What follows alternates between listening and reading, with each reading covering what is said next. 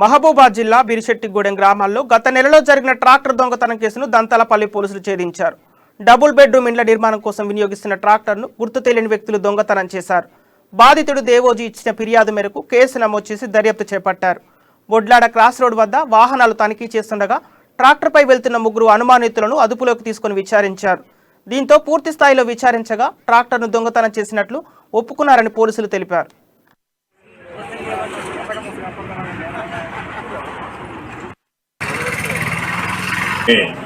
ఈ జాటవ్ దేవోజీ అనే అతను తన ట్రాక్టర్ను ట్రైలర్ను అక్కడ ఉంచి దానికి వర్క్ చేస్తుండో ఆ ట్రాక్టర్ను 24వ తారీఖు అక్టోబర్ రాత్రి ఎవరో గుర్తు తెలియని దొంగలు దొంగిలించిండ్రు.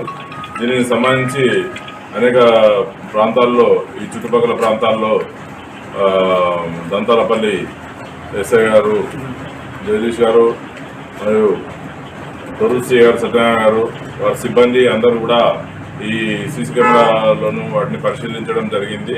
పరిశీలించి ట్రాక్టర్ ఎటు పోయింది ఏందనేది దాని గురించి